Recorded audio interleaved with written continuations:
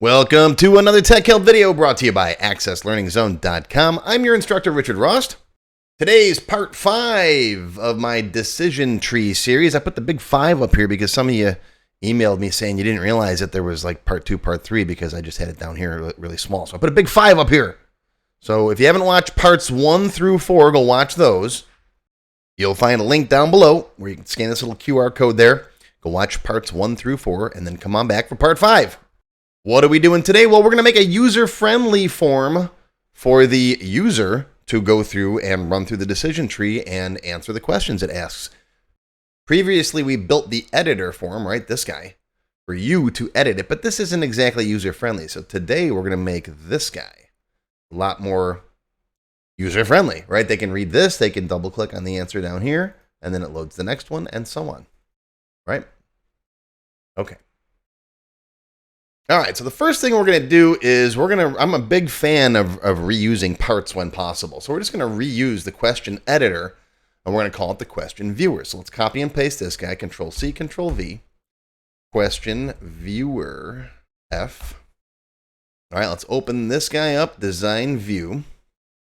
And we're going to delete the subform because we're going to have a different, better way for displaying that information. We're going to use a list box instead because the user doesn't have to edit things in here.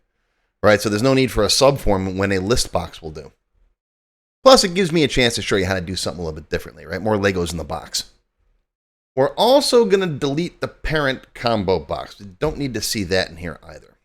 And in fact, we're not going to need question ID either, but leave it here for now. I want to show you something. All right, now we don't need them to be able to edit this information, so it's important that they can't. So I'm going to go to the form properties, go to data.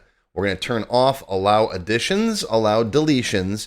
We're going to also turn off allow edits, but this is also going to cause a problem, and I want to show you this too. I'm going to leave this in here so that you can see exactly what happens. We're also going to go to format. We're going to turn off the scroll bars. We're going to turn off the record selectors and the navigation buttons. No need for that. We're going to handle all that ourselves. All right, save this for now and close it. Come back to the main menu. We need a way to get into that form, right? We have the editor here. We can click on editor, but I want to be able to double click on this to be able to open that in the viewer. So design view, open up this guy, go to events, use the on double click event right here. And let me move my editor. Whenever I do work in my regular database, that's not a class, I move this guy because I got a big monitor on my desk, so I slide it over. All right, so we're going to open up the question viewer for the current question. So do command open form, question viewer F, comma, comma, comma, question ID equals the question list. Very similar to what we did before, just a different form. All right, come on back here. Let's close it and open it. And then we'll double click on PC troubleshooting and it opens up our question viewer form.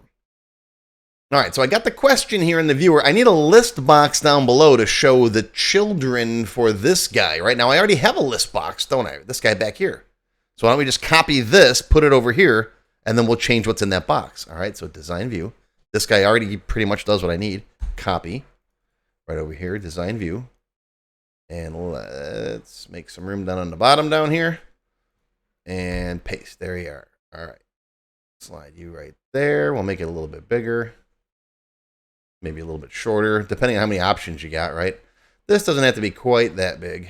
Let's go, how about there? Okay. Space them out a little bit. Slide that up like that. We can get rid of these. This is going to go away in a minute, but leave it there for now. And then the description, I like to maybe make it a little bit bigger, like this. And then we'll maybe make the text a little larger too, maybe 16 points. We get 2 lines of text in there. All right, looking better, looking good. Let's change the colors a little bit so it's visually distinct from the other form. And of course, you know, if this is the primary means by which your user is going to be working with your database, you can make this look as nice and as pretty as you want it to. Again, I'm just showing you the basics here. Let's go with a different background of blue, like dark blue. And then this can be white too, because the yellow is kind of for us for editing. We'll go white there. Okay, that looks a lot better. I think I might change that to like a light gray. Let's see. Try, yeah, let's go there. Okay, I'm happy with that. All right, save it, close it, and let's open it up again. PC troubleshooting. Boom. All right, looks much better. Let's put it over here. Save it. Okay, now I don't want this to show the top level nodes, right? I want it to show what's under this guy, what's under PC troubleshooting, his children. All right, now the value that we need is right here in the question ID. So we want the parent ID of these records to be equal to that. All right, so let's open up the data source for this guy. Here's the data source here. All right, question ID description from question T, where parent ID equals 0 or is null. But I want this to be whatever the question ID is out here. So let's see what we have to do to get it to work. Okay, this is a learning experience for you. Ready? So can I put just question ID in here? Because that's a field right there, right? Okay, hit OK. Let's close it and reopen it. And I got nothing.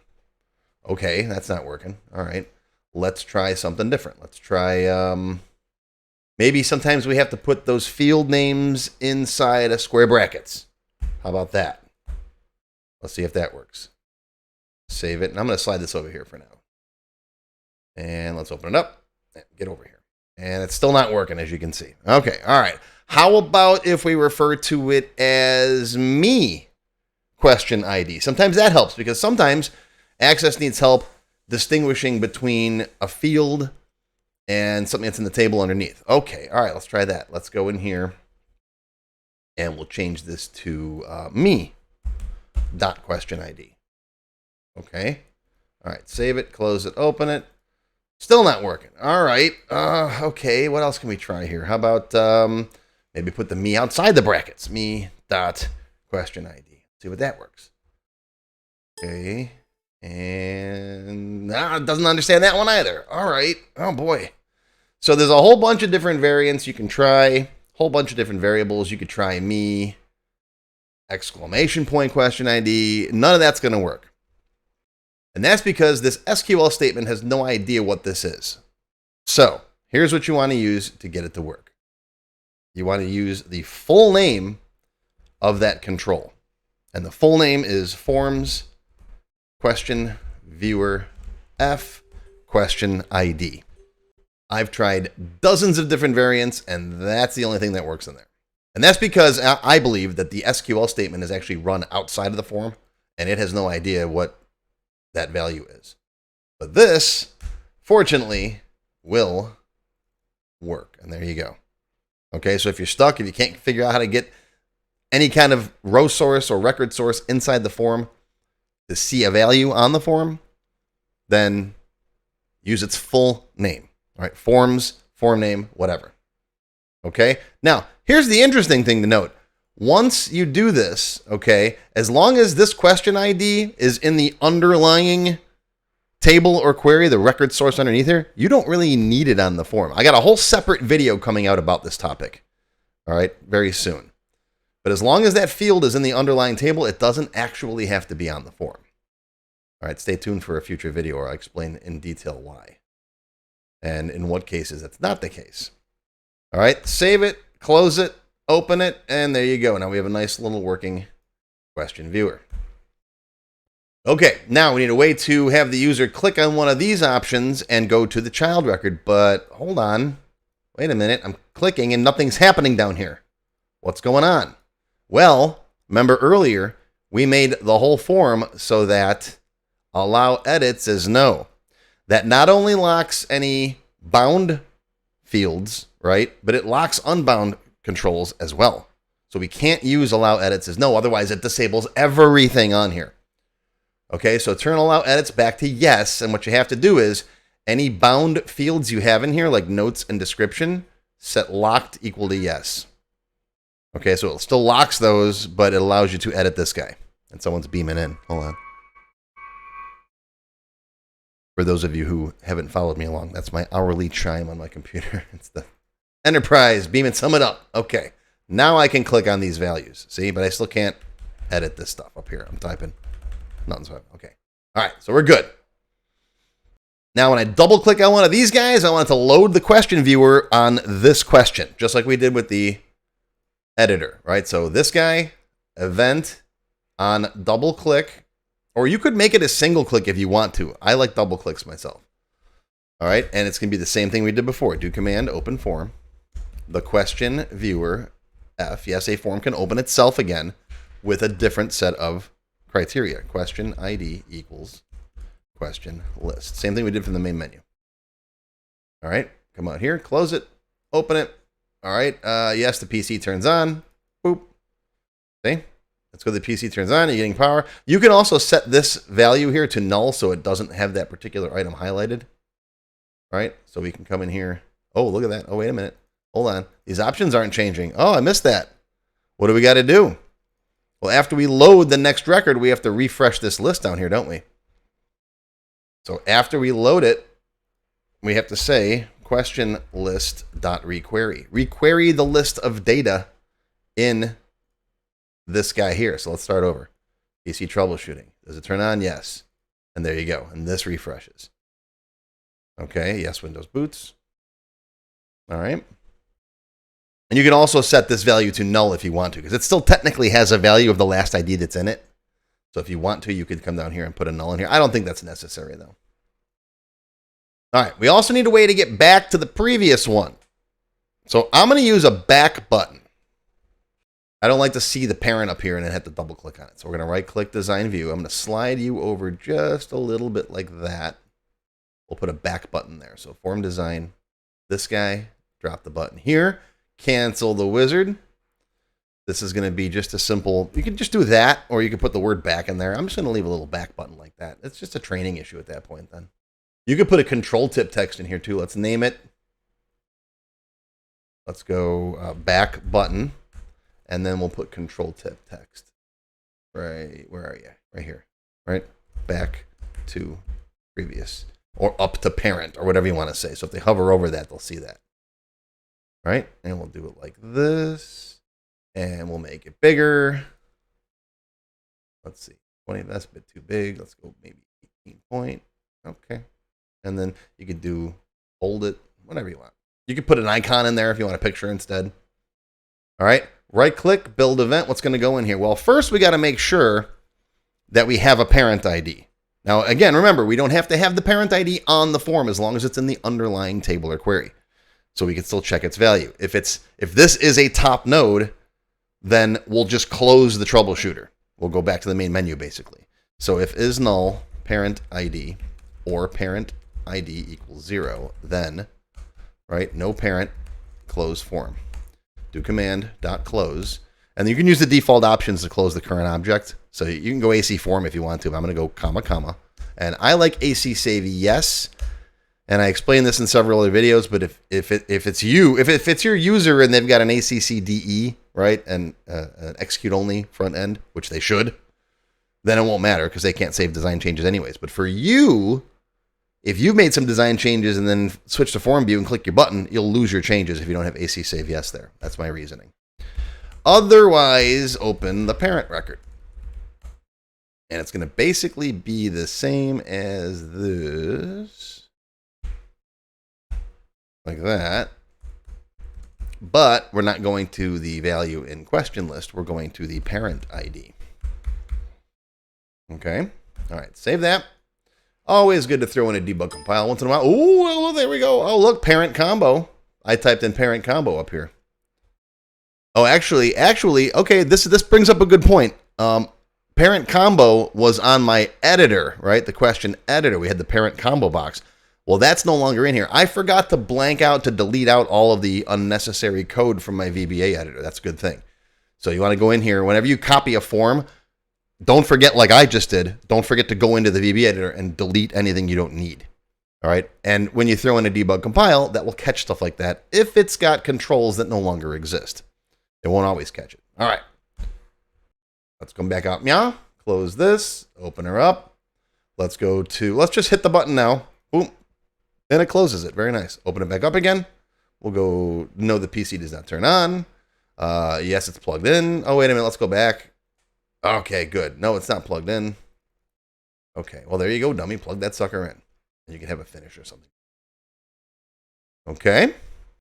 All right. So as of right now, we have a fully functioning decision tree database, right? We have our editor for you to make changes. We have the user version. I'll move that over here, save it. Okay. And it's working. It's completely functional. Now, I have gotten some feedback. Some people posted some comments of some stuff people want to see. The number one thing that people have emailed me or posted about was they want to see the ability to put pictures in here.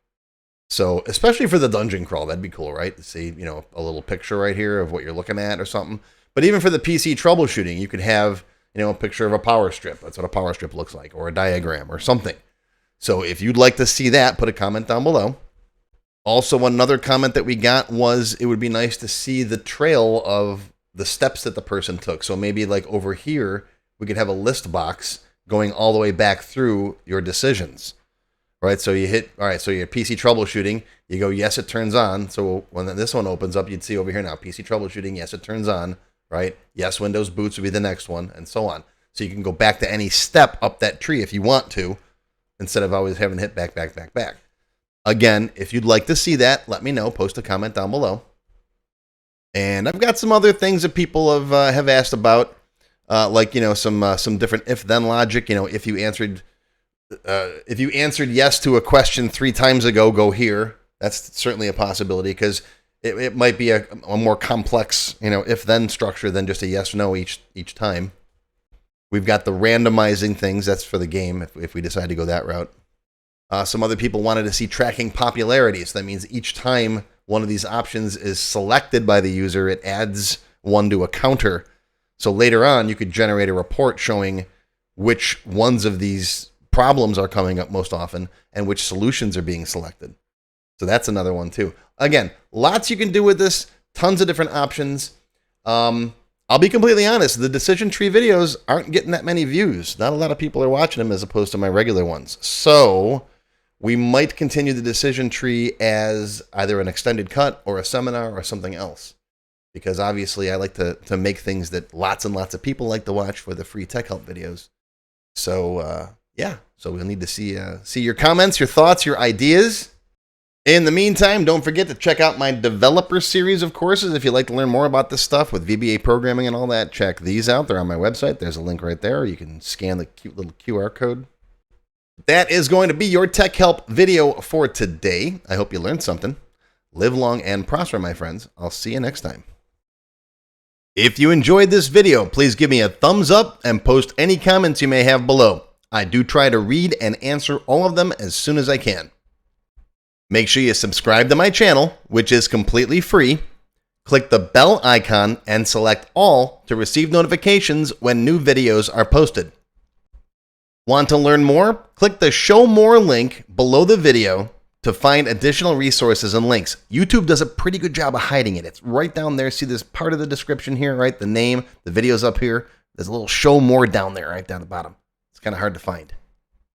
But once you click on that, you'll see a list of other videos, additional information related to the current topic, free lessons, and lots more. And YouTube no longer sends out email notifications when new videos are posted like they used to do. But if you'd like to get an email every time I post a new video, click on the link to join my mailing list. And you can pick how frequently to get emails from me, either as they happen, daily, weekly, or monthly. Now, if you'd like to become a paid member of my channel and receive all kinds of awesome perks, click on the Join button. You'll see a list of all the different membership levels that are available, each with its own special perks, including my extended cut videos, access to my code vault, lots of VBA source code in there, template downloads, and lots more. I'll talk more about these perks at the end of the video.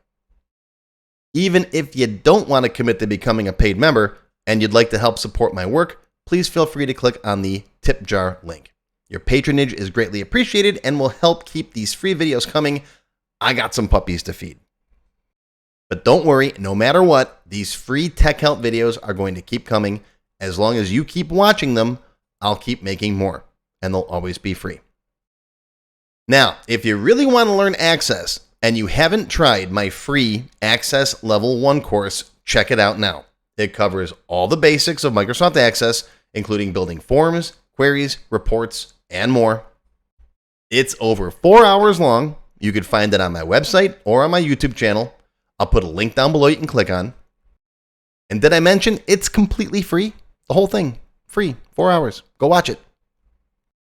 And okay, a lot of you have told me that you don't have time to sit through a 4-hour course. So I do now have a quicker Microsoft Access for Beginners video that covers all the basics faster in about 30 minutes. And no, I didn't just put the video on fast forward. But I'll put a link to this down below as well. Now, if you like level 1, level 2 is just $1. That's it, $1. And that's another whole 90-minute course. Level 2 is also free for paid members of any level, including supporters. So if you're a member, go watch level 2. It's free.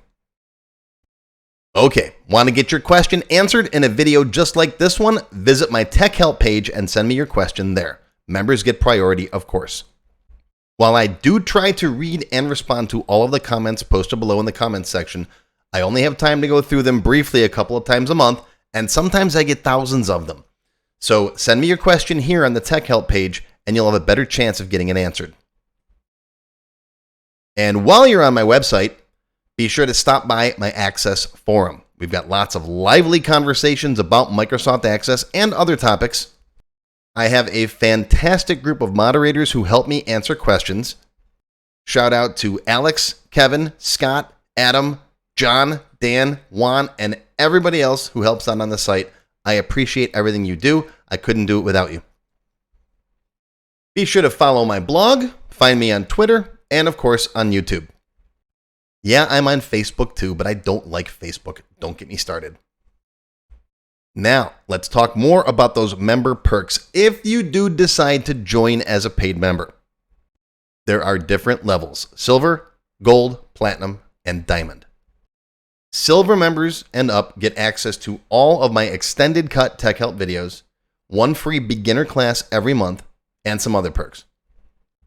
Gold members get all the previous perks, plus access to download the sample databases that I build in my tech help videos, plus access to my code vault where I keep tons of different functions that I use, the code that I build in most of the videos.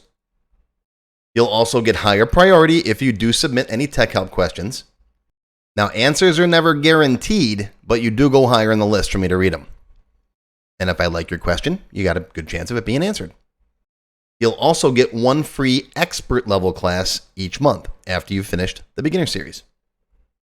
Platinum members get all the previous perks plus even higher priority for tech help questions. You get access to all of my full beginner level courses for every subject. And I cover lots of different subjects like Word, Excel, VBA, ASP, lots of different stuff, not just Access. These are the full-length courses found on my website. You get all the beginner ones. In addition, once you finish the expert classes, you get one free developer class per month. So lots of training. And finally, you can also become a Diamond sponsor. You'll have your name or your company name listed on a sponsors page that will be shown on each video as long as you're a sponsor. You'll get a shout out in the video and a link to your website or product in the text below the video and on my website. So that's it. Once again, my name is Richard Rost. Thank you for watching this video brought to you by AccessLearningZone.com. I hope you enjoyed. I hope you learned something today. Live long and prosper, my friends. I'll see you again soon.